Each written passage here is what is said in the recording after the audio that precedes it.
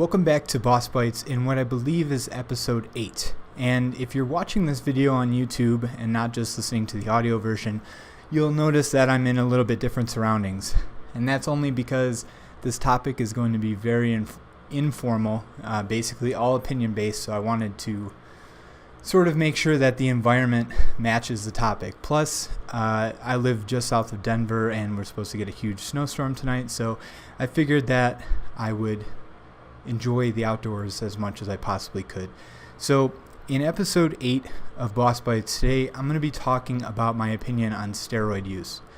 This is something that I've kept to myself for a long time, and I've always had sort of an issue with how people react. Just to get it out of the way, I don't take steroids, never taken steroids. The closest I've ever come is taking a pro-hormone supplement for about a month when I was a freshman in college, and ever since then I've been pretty much always natural. I do take creatine, so if that means I'm not natural to you, then so be it. For the most part, I do not take anabolic steroids. I never have. Whether or not I'll take them in the future, undecided. I probably will at some point once I get older, but that's a discussion for another time. But what I really want to talk to you guys about today is the way that people react towards those who use steroids, specifically on social media. And I get that social media is kind of like a cesspool of everyone's opinions, whether they're good or bad, and pretty much anybody can say whatever they want, which is one of the beautiful things about a free and open internet. The problem is that most people have a misconception of what steroids are and automatically view that as either a lot of people view it as a reason to discredit just about anyone and everyone, even if the person has been totally transparent about using steroids. One thing comes to mind, there's a website called Simply Shredded, and they have a very large Facebook following, and daily they like to post videos, especially of people doing really impressive things, or people, lifting a ton of weight for a ton of reps, or if they just happen to have a really great physique. And without fail, there's always people in the comments who are talking about how these individuals are on steroids. There's no question whether or not they're on steroids, and when they say that stuff, it comes off, and sometimes they directly say, it doesn't matter because they're on steroids. And I've always had an issue with this because for the most part, I feel like bodybuilding and powerlifting, of course people compete against one another, but for the most part it's a very singular activity. You're attempting to get a better physique solely for yourself, or potentially for some monetary gain, which is something that I'll get into in a moment. But for the most part, it's an individual choice to pursue, and in my opinion, it should be left up to the individual whether or not they want to expedite the process, because really that's what they're doing. Steroids, might build a small amount of muscle on their own, but for the most part what they're doing is allowing you to recover at an expedited rate, which means that you can train more often, and you can put better use to the food that you're eating, and get the most out of your training. But for the most part, it's it is sort of like a cheat code, but it really depends largely on the context. A lot of people talk about competition, especially in professional sports, things like baseball and football, and, even things like cycling, or, a lot of Olympic sports. And granted, steroid use does go on, but it begs the question of whether or not people in those situations are required to use steroids. You think about all the competitive bodybuilding, like, the Olympia, even probably the men's physique contests. Like, for the most part, those individuals are using drugs, and if you think that they're not, you're sorely mistaken. But I'm not going to sit here and tell you that that's like somehow discrediting what these people do. You have to consider that every other person of their competition is using drugs, and them as a community, plus us as consumers, have deemed the physique that you get from steroid use to be the best possible physique.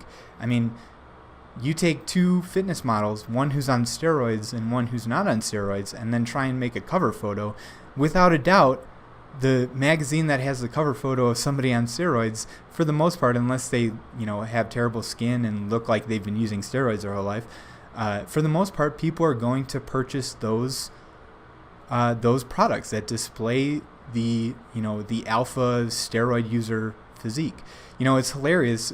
Since I started working on my own website and stuff, and especially in the environment that is Facebook now, I have to pay for advertising, and without fail, I can have two of the exact same advertisements, and one has a normal person on it, and the other one has a bodybuilder on it who's clearly taken steroids, and the response rate to those advertisements, with everything else being the same, is it's night and day. When an advertisement has a bodybuilder on it, that's what people see, and that's what people are striving towards, that ultimate physique, and that's what sells. That's what people are responding to. And I'll tell you, it's been one of the major pain points for me, is considering whether or not I should use steroids just to get into a level playing field with people who are doing a similar thing as me but happen to have incredible physiques. So I don't necessarily believe in this whole idea of bashing people who use steroids. I will say, however, that the number one thing that I don't believe in and I don't agree with is when people take steroids and then pass it off as though it was achievable in a natural way, because obviously that's swindling, and obviously people, there are people out there that are trying to sort of scam individuals into thinking that their process works, when really it was just a mediocre process that happened to have steroids along with it. So that to me is my biggest contention with steroids. It's not the fact that other people might be using it and then they happen to be performing better than me. Like, I get that. I get that Larry Wheels, if you don't know who this guy is, he's a 22-year-old who's, on track to have one of the biggest totals ever in 240. This kid benches 600 pounds. He's 22 years old. It's ridiculous. And he looks like he's ready to step on an Olympia stage. But, he has been very transparent about his drug use, because he does take drugs, and it would be really hard for him to pass off that he's not.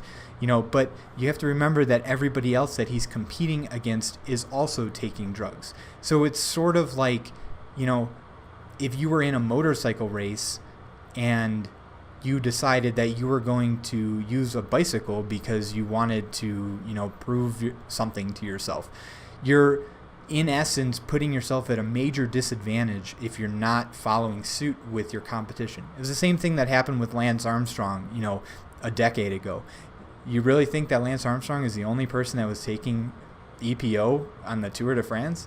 If you're confused by that and think that he was like the one person and that they caught the one person doing it, you're sorely mistaken. And I think that most people underestimate just how many people are actually using drugs for any number of competition.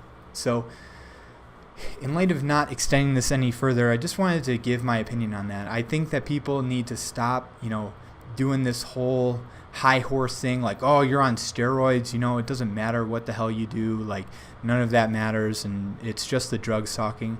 It's not, because if that was the case, most people would use steroids and it wouldn't be a big deal.